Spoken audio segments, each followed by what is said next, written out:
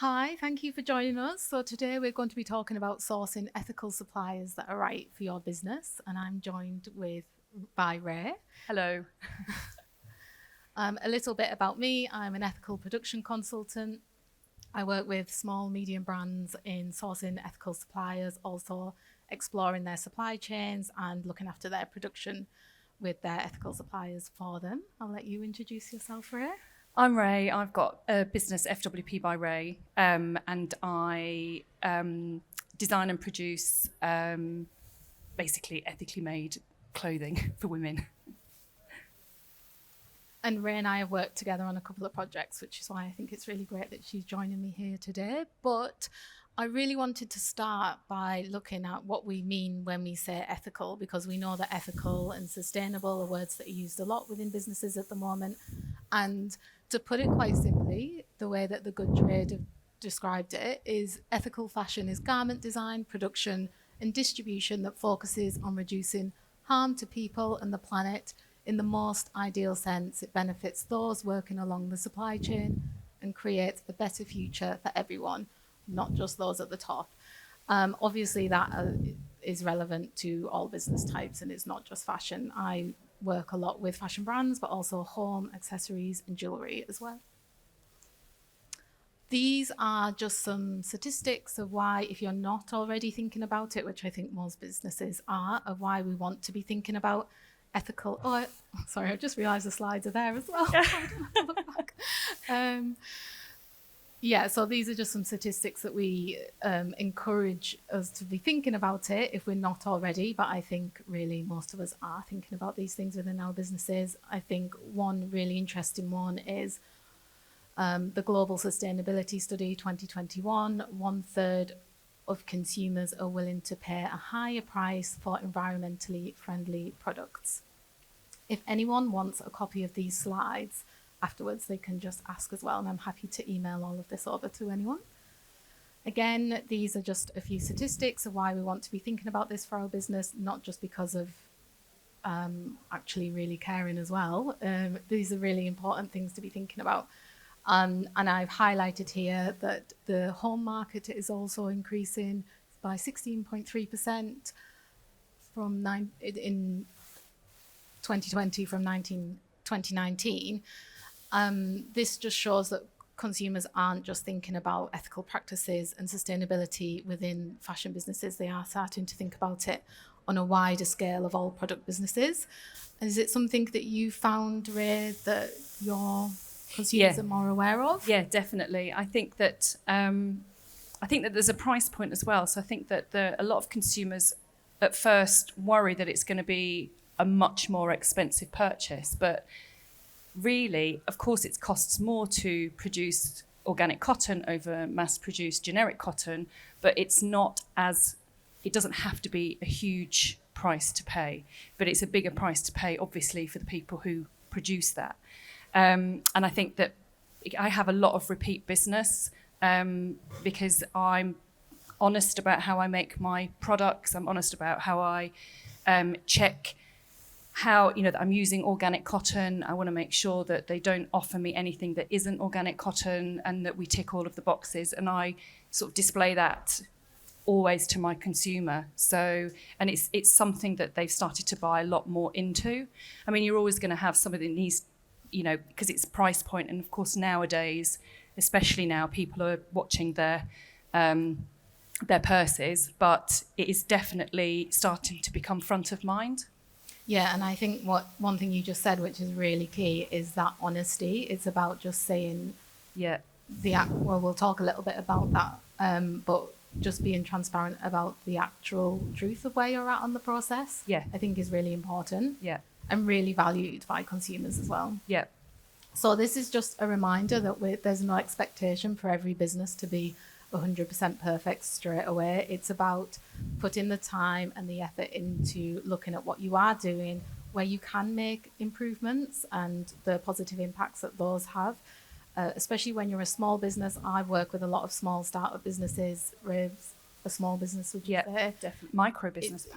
Well, it's really difficult I think the small independent businesses take a lot of that pressure on, thinking that everything has to be completely perfect. And this is just a reminder that it doesn't have to be right now. It's about that continuation of trying to improve and get things. I mean, we obviously need things to be on a base level of ethic when it comes to ethics, but there's other ways you can improve things in the supply chain. Yeah. So just a bit of a spotlight onto Rae's business now. And she's wearing the dress. I am wearing the dress. That's a A complete very beautiful coincidence. dress. Yeah, sorry. I was just going to say, I pulled this little blurb from your website, a little bit about what you talk about ethics, and then I've prepared a few questions for you. Yes. If you, I don't mind you asking me questions. okay. So, can you tell us a little bit about how and why you moved into manufacturing? Because I know you started on a ready-made model when you started your business. Yes. So what made you take the leap and change that? Yes. I used to source. So I started out just printing on T-shirts and sweatshirts, and I used to source the base product. But I'm pretty particular about the cut and the style of a product. And when one of my main wholesalers stopped producing that particular style, I wasn't happy to move on to the more basic. So that's when I thought, right, I'm going to have to start manufacturing my own if I want a sleeve a particular way or a cuff a particular way.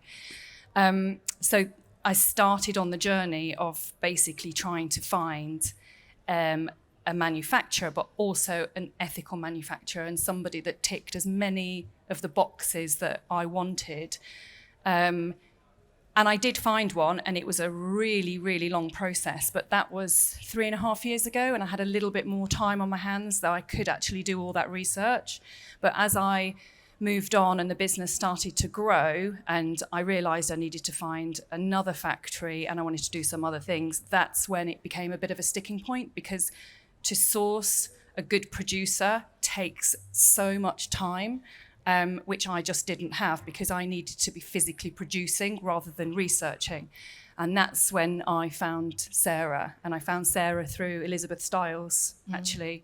So yeah, and that's sort of how we started talking. Yeah, it's been a while now, actually. It has been a while. Yeah. And I mean, one of my next question was ethics always an important part of the conversation for you? Yes. You've already mentioned that. Yes, I guess right from the beginning. So Yeah. it wasn't something that I thought, oh, right, I need to introduce this later on. It was always been my standing point that I needed to work with naturally made fibres or recycled or organic cottons. It had to be that. And then the next thing was principles. It's like, well, I expect to be paid fairly, so why shouldn't other people be paid fairly? So they were my two first points. And then after that became, all the rest starts to sort of fall into place. But yeah, it's always been there from the beginning. Yeah. And what did you find the most difficult with it when you first moved into manufacturing? What was the most difficult part about it? Well, it's a whole new ball game. Communication is absolutely key. If you don't give really precise instructions, they'll just do whatever it is they think you want them to do. And then inevitably what happens is it's wasted everybody's time because you end up with a sample that doesn't look anything like what you wanted. So that's really important. Understanding their working hours, because my manufacturer is in India, so I have to know that all of the time they're 4.5 hours ahead. So, I wake up at 6:30, there's already a barrage of emails, and I try and answer them straight away rather than leave it till later, because that means that they're losing the day at their end. So all of these things I had to kind of really start thinking about and start understanding. But I think the main thing is communication and being really, really clear. Yeah. That saves a lot of time and a lot of money. Yeah, and I really think that is on the responsibility of the brand owner to really communicate exactly what you're looking for, because the manufacturers are trying to get it right. Yeah. They don't want to get it wrong. So it's the more clear you can be and the more open and detailed with your requirements, the better results that you'll get. Yes. And then the last question is, how much do you value your relationship with your suppliers? So much. I think the stronger the relationship with your supplier, the better the outcome is for everything, whether that's time of production, lead times can be shortened if you've got a really good relationship with them. Never take them for granted. I think it's like they're like your work colleague that you would stand by the water fountain and have a drink with if you were there, but you're not physically with them. And I think it's trying to get into that mindset as well. I've started to do regular Zoom meetings now with mine, and it's always happy, friendly chat beforehand. I had dinner with the owner of my factory, which again just broke down a load more barriers, because suddenly you've got this, really big communication network going on. And I think that if you don't have that, you're just another person in the line of, machinists needing to get things out. Yeah. And it just you build a respect between the two of you. And I think that's really important as well. Yeah, absolutely. Yeah. So that leads me on to the next point of brand values or business values and manufacturing being aligned. I think that is absolutely crucial. And it's like what you've just said. If you and your suppliers are working towards the same shared goals, that's when you really hit a sweet spot. That's when the positive partnerships really come into place and you can really succeed within that. Yes, there'll be difficulties. There always is. But I think it's really important to think that you are working together. And I think that also you've just said, but your manufacturers are an extension of what you do. Yeah. They are representing your business. They are a partner. And I think if you can look at it like that, and you can move into the sourcing stage, trying to find someone that not only can meet the quality and the price and the finished product, but that they really believe what you believe. Yeah, that's really important, and to gain each other's trust as well. Because if I'm going to go to them and say, that's a bit expensive, I can't afford that, or actually I can't produce that many this time, they're more likely to say, okay, well, let's give it a go, than if you just treat them like, a workhorse, for example. You need to have a respect for them. Yeah. And I've found that does work. I don't ask the ridiculous, but I will sometimes push on something because I know I can't make it work. Yeah, and I do think it really is that mutual respect that's really important. Yeah. And when you are working toward the same goals, that's right there from the very beginning. Yeah, exactly. So these are just a few points that I thought would be really important to make. Is the most successful partnerships that I have seen between brands and suppliers are when they are working towards that same goal. I think it results in really great partnerships, and I think it's definitely something you want to be thinking about from the very beginning. I'm a passionate believer that prioritizing long-term relationships, trust-based, allows you to grow together. I think it's really important. And then these next 2 points, I think it's really important, but it also allows you to then communicate well with your customers. So working in partnership with your suppliers to tackle supply chain issues has a greater impact.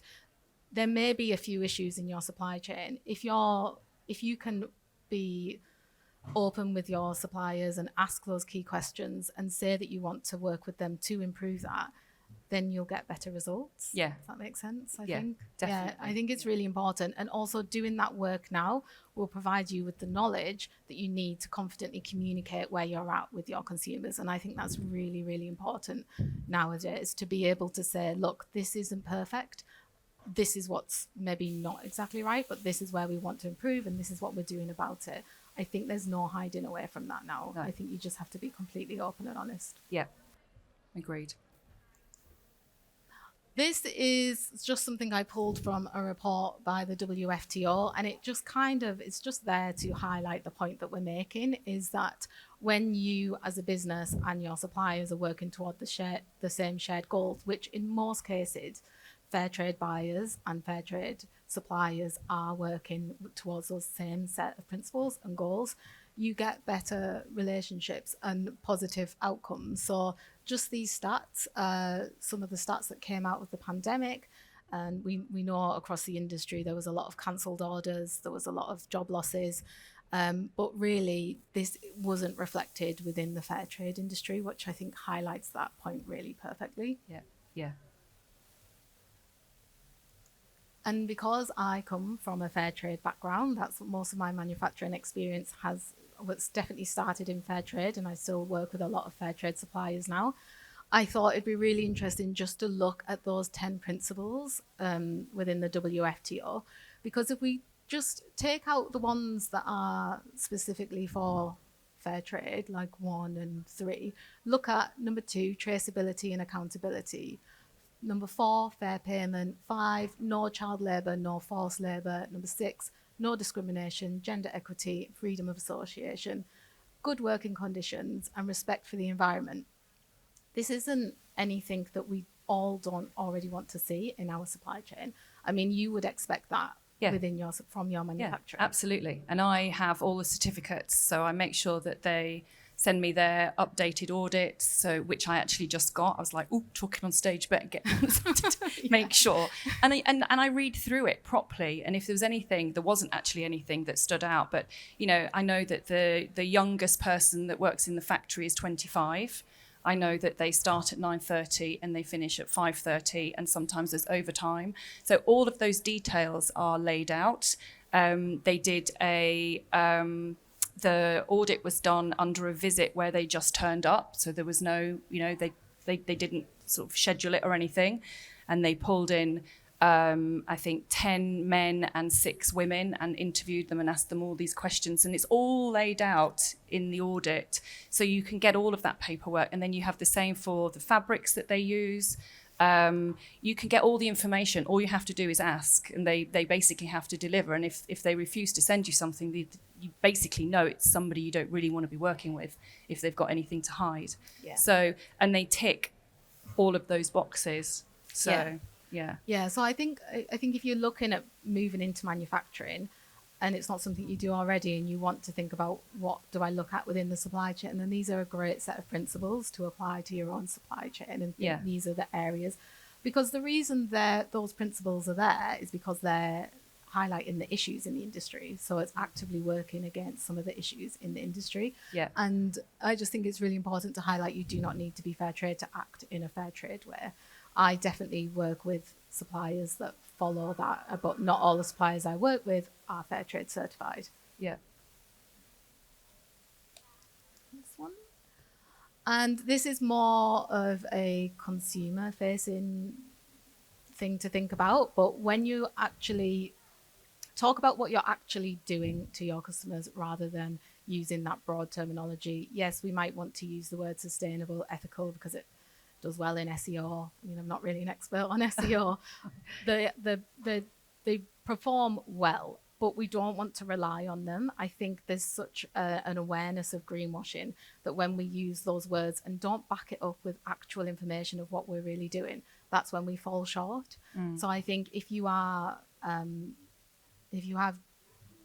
fair pay for women or equality within the workplace, like talk about those things rather than just using those words. Would you agree? I mean, sustainability is a bit of a buzzword really, but actually I don't think it should be the word that's used, because I don't think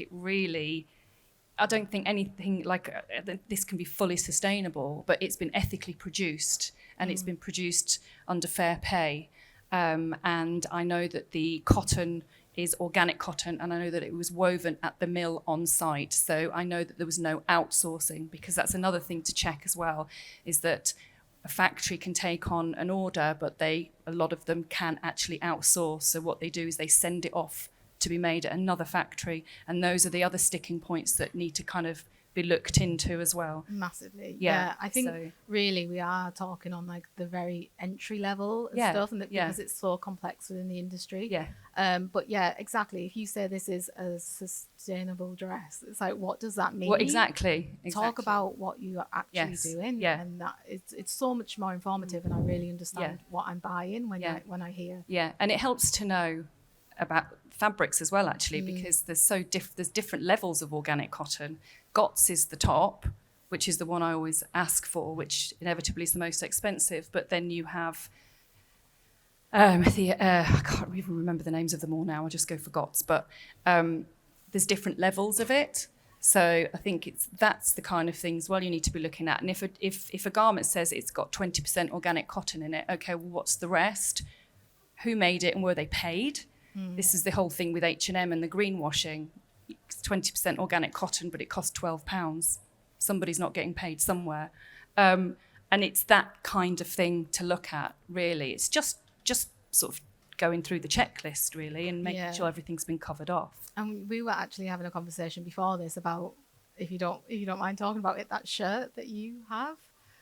Which shirt? The shirt that there's almost a similar one. Oh, yes. The blue shirt. Yeah, the blue shirt. The blue shirt, yeah. So I made a blue shirt of GOTS organic poplin cotton, and there's an identical shirt. So mine sells at, I'm going to guess now, I think it's £59 or £65. And there's an identical shirt on H&M, which says I'm pretty sure it says it's poplin cotton, £12.99. And then there's one on Net-a-Porter, £165. And it's identical shirt. It's not even organic cotton, that one. So I think it's people can put prices on or whatever. One end is clearly you're paying for a name and you're paying for the fact that it's on Net-a-Porter or whatever.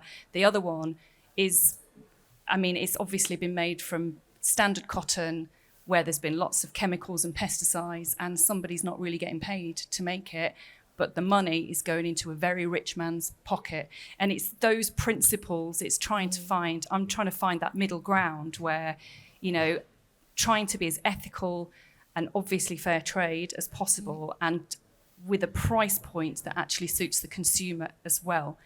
So, yeah. And this is where I think small businesses are really leading the way in making these changes, definitely. Yeah, hope so.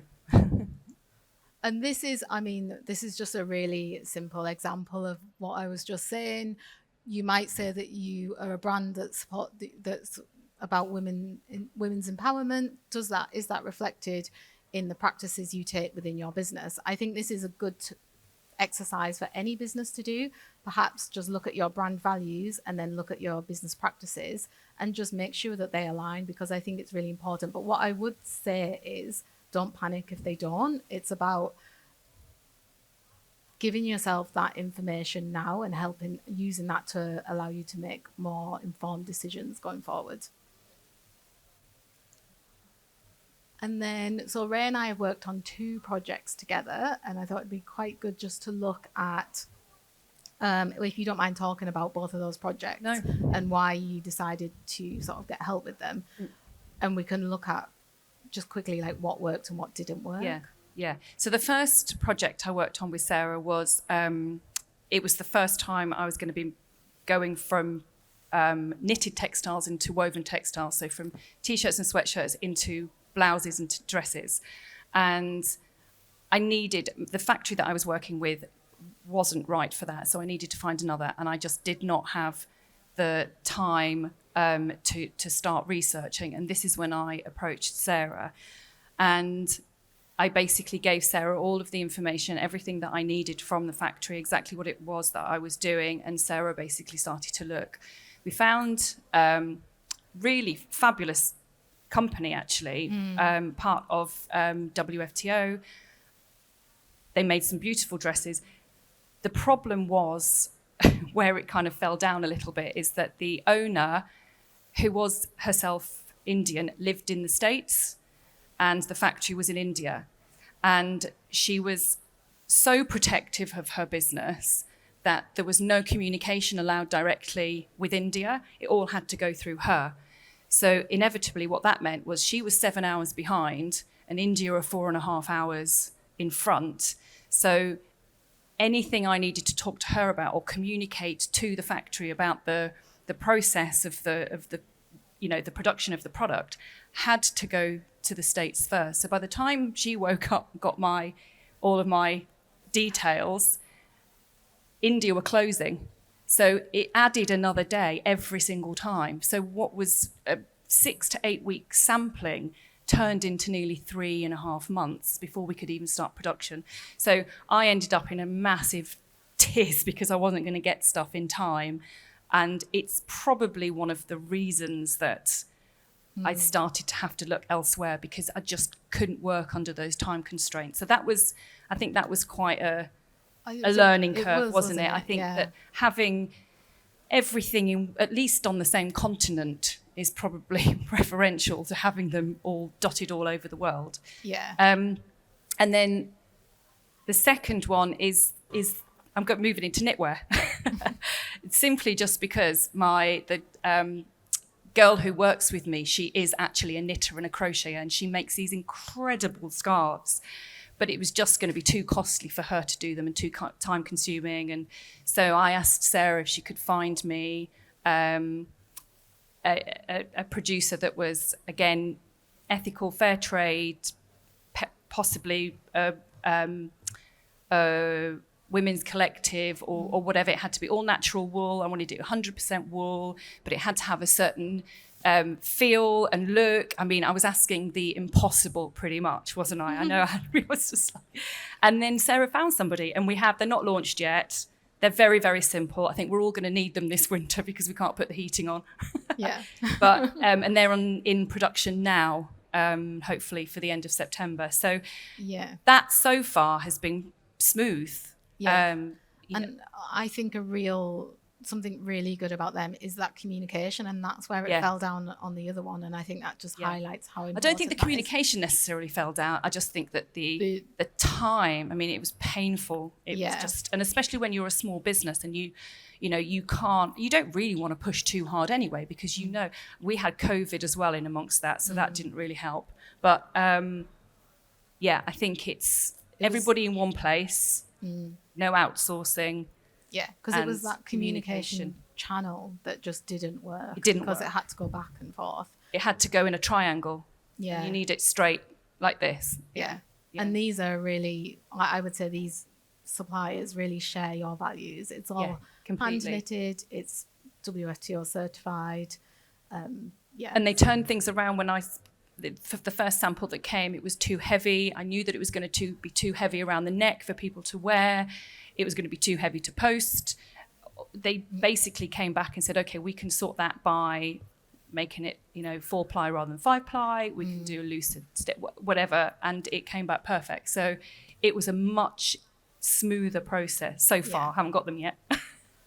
Yes, let's hope that goes well. They did run out of that colour. Yeah. And then lastly, I thought it'd be quite good just to share a few sourcing tips if you are looking into sourcing new suppliers. One thing, this is something I share with all my clients, is really be prepared to know exactly what you want. And this will show your manufacturer that you are serious, because they get lots of inquiries on a daily basis. So you want to be able to present in your best self to them. They want to work with you as much as you want to figure out if you want to work with them.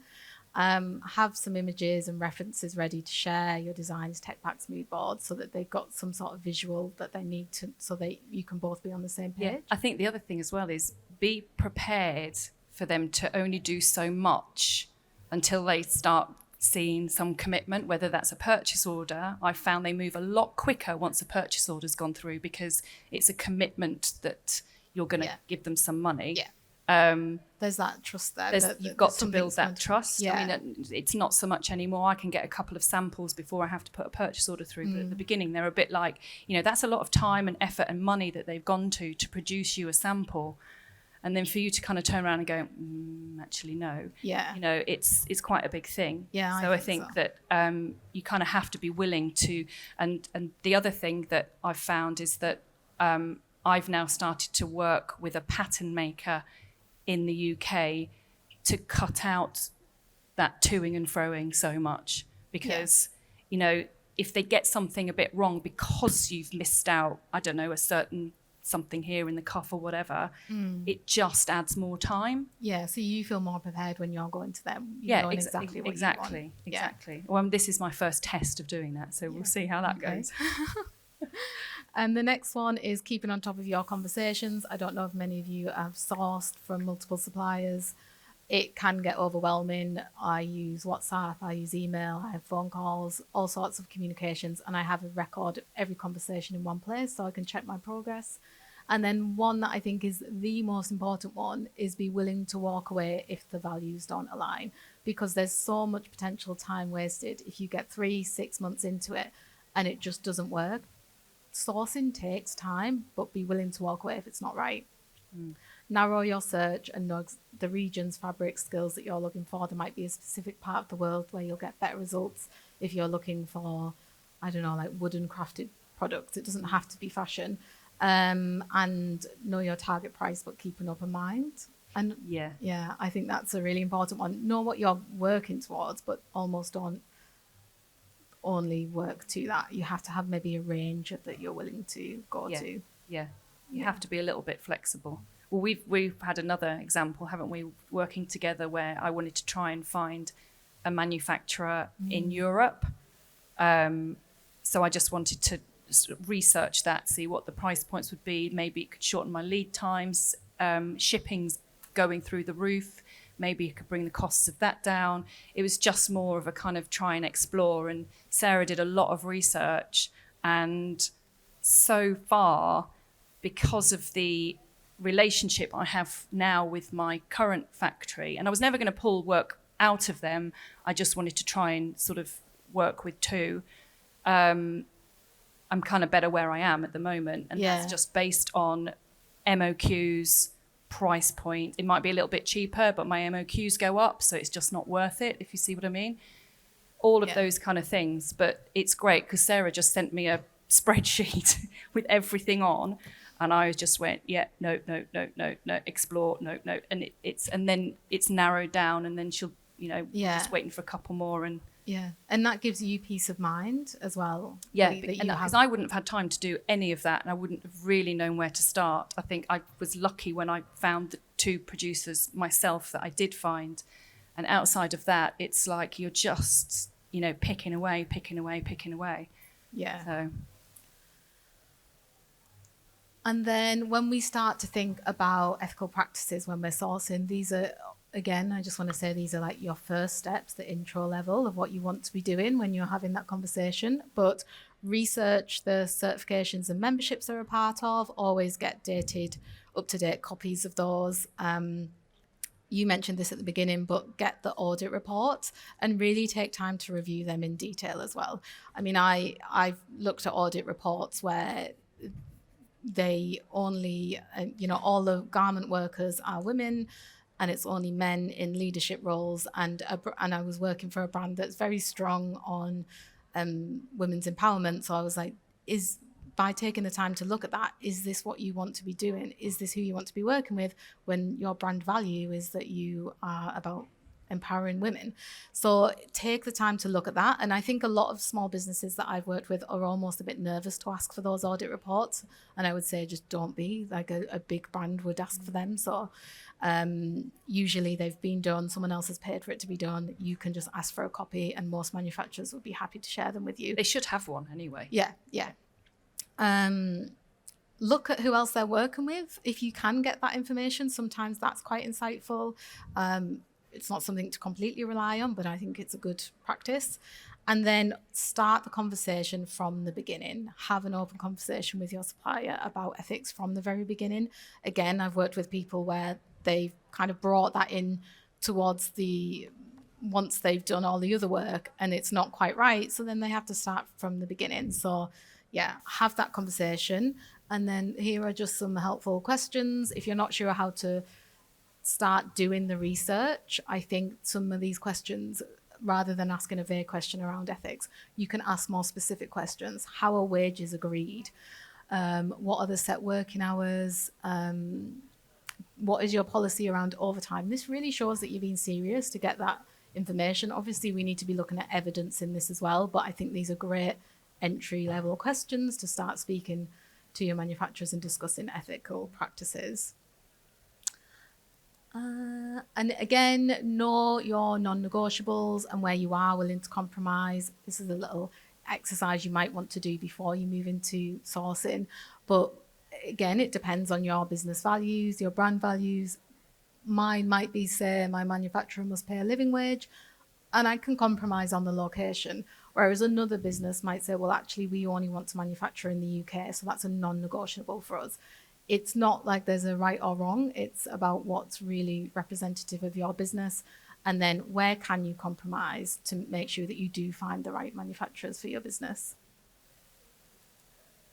And then this is if for anyone who is in fashion and if they don't know of Common Objective, it's just a really good tool to connect with suppliers, to educate yourself on sustainable fashion practices, fabrics.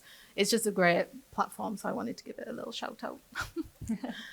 And a recap, don't rush the sourcing process. I would say that that's really important. I think that's something you massively agree with as well. Yeah, it takes a long time. You're not going to just find somebody like that. Yeah, and I think it's worth it to take Really is that worth time because Yeah. once you get that right partnership again, you just get the best results. So the right supplier for your business does exist out there. It just takes time to find them.